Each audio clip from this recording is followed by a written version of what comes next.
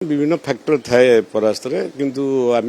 ग्रहण करुचु जो लोक मैंने जो मैंडेट देइचंदी आमको अब बीजेपी को जो से विधायक मान जितई आम सम्मान जनाऊँ अभिनंदन जनाऊँ नूतन विधायक माननीय विधायक हिसाब से आमर जो फैक्टर गुड़ाक रहा जो ट्रायंगुलर फाइट हुए कि से विभिन्न इक्वेशन आसी कि ट्रायंगुलर फाइट हो पारानी कांग्रेस ता भोट नहीं पारानी one to one BJP BJD मध्य फाइट है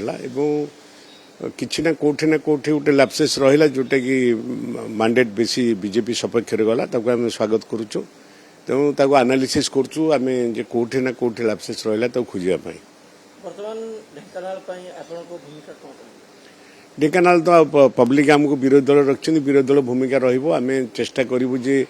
सरकार जो नुआ सरकार शपथ नेला से मैंने जो इस्ताहार देते केते कार्यक्रम करुँच लोकाभिमुखी कार्यक्रम जहाँ अच्छी तार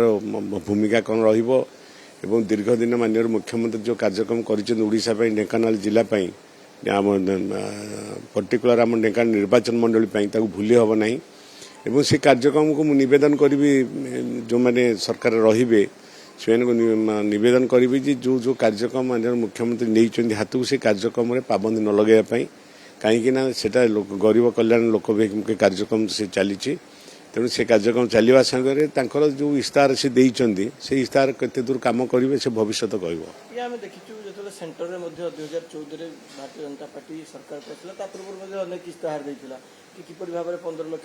टंका एकाउंट को आसा कथा कहतु निजुक्ति कथा कहतु ठीक से ही ढंग से अनेक लोभनीय स्कीम कथा कहुई भत्ता बढ़िया कथा कहतु एमएसपी बढ़िया कथा कहतु ता सहित युवक चाकरी कथा कहतु ये सब अनेक इस्ताहार रही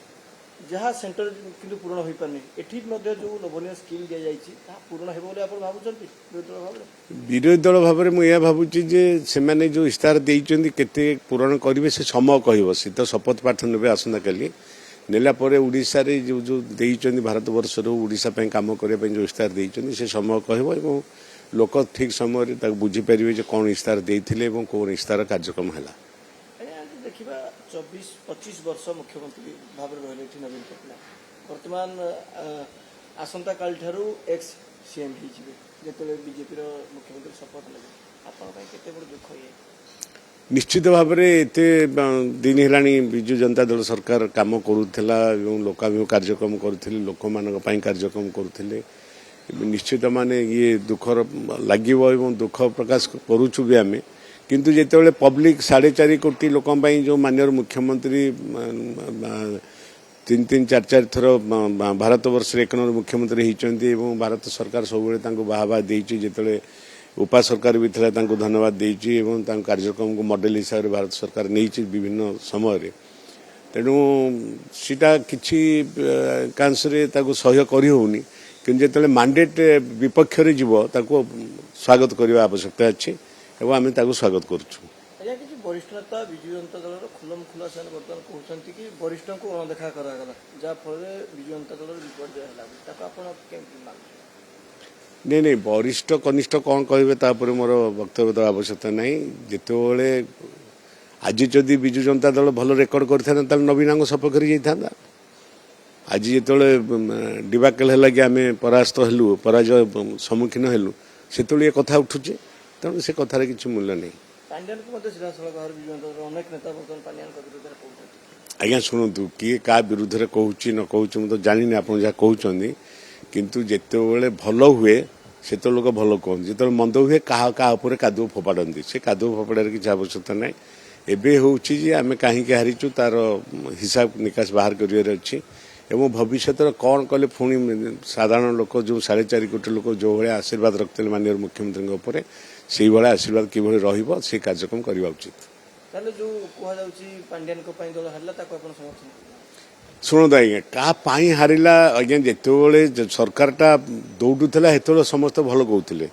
जिते सरकार को लोक मैंने मैंडेट कमेले 41% एवं आमर अच्छी माने भोट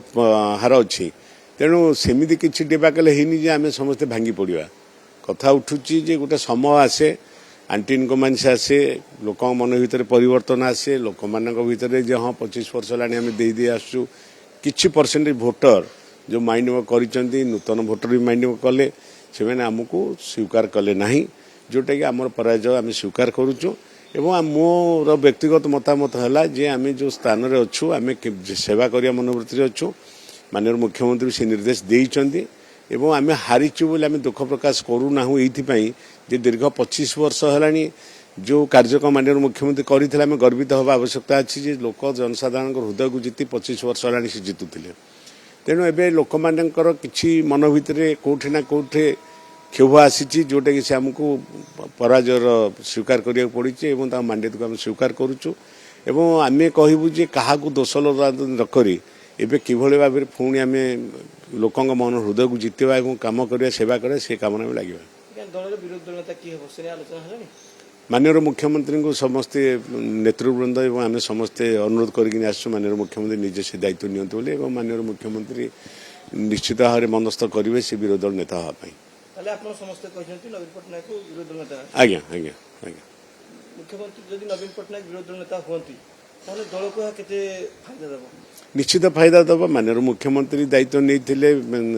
ସରକାର ଚଳାଇବା ପାଇଁ ଦାୟିତ୍ୱ ନେବେ, ବିରୋଧୀ ଦଳ ଦାୟିତ୍ୱ ନେବେ, ଦୁଇଟା ଏକ ଭଲ କାମ ଦେବ।